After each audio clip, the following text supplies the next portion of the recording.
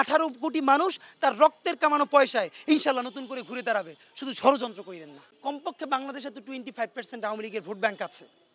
যেই আওয়ামী লীগের লোকেরা ক্রিমিনাল অফেন্স করে নেয়, মানে গুম করে নেয়, খুন করে নেয়, হত্যা করে নেয়, জুলাইয়ে বাড়ি থেকে ছাদ থেকে মানুষকে গুলি করে নেয়, গরম পানি গায়ে মারে নেয়, তার তো এই দেশে গণতান্ত্রিক চর্চা করবার অধিকার আছে এবং থাকা উচিত। আর আমি যদি বলি সে করতে পারবে না, এটাও তার একটা ফ্যাসিবাদ। তাহলে সেই ক্ষেত্রে আমার পরামর্শ হলো, দেখেন আওয়ামী লীগ কিন্তু এই গণহত্যাটা চালিয়েছে দল হিসেবেই ঘোষণা করে। সুতরাং আপনি দল হিসেবে এই লায়াবিলিটিস আপনি আওয়ামী লীগকে নিষিদ্ধ করবেন, কিন্তু এই 25% ভোটার যারা গণহত্যায় অংশ নেয় না তাদেরকে কী করবেন? Very good. তাহলে আওয়ামী লীগের মধ্যে এমন অনেক ভালো ফিগার আছে না যে গণহত্যা করে নাই, তারা নতুন দল করবে, সেটা আওয়ামী লীগ নামে কেন করতে? আচ্ছা আমি আপনাকে বলি, ধরেন সোহেল তাজ আছে, অথবা আরও XYZ শত শত নেতাকর্মী আছে, সেই সমস্ত 25% আওয়ামী লীগের ভোট ব্যাংক নিয়ে আপনি একটা নতুন দল করেন। সব মশার বিরুদ্ধে সুরক্ষা দিতে এলো বসুন্ধরা এক্সট্রিম অ্যারোসল, মশার বিরুদ্ধে এক্সট্রিম সুরক্ষা।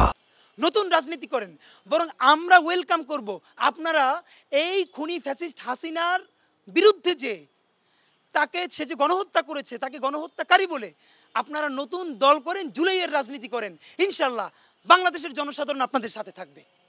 তো 25% ভোটের ব্যাপারে তো আমাদের স্পষ্ট অবস্থান, তারা নতুন দল করবে, সেই দলে সবাই তাদের সাথে অংশ নিবে, এবং তারা যদি আরেকটা ফ্যাসিবাদ কায়েম না করে সেই দলে আমরাও তাদের সাথে থাকতে পারি, কোনো সমস্যা নাই তো। কিন্তু আওয়ামী লীগ নামেই যদি ফিরে আসেন, তার আগে 2000 শহীদের রক্তের দাম আপনার দিয়ে যাইতে হবে।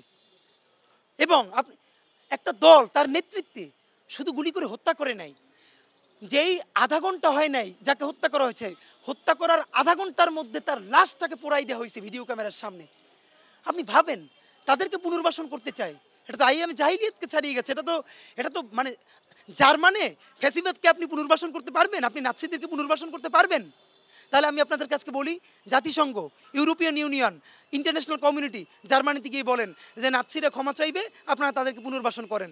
জার্মানিদেরকে যদি নাজিদেরকে ফিরিয়ে আনতে না পারেন, বাংলাদেশকে আওয়ামী লীগকে ফিরিয়ে আনতে চান কী কারণে? আমরা গরিব এই জন্য? প্রয়োজনে বাংলাদেশের সমস্ত ডোনেশন বন্ধ করে দেন, শুধু বাংলাদেশের উপরে ছড়ি ঘুরাইয়েন না।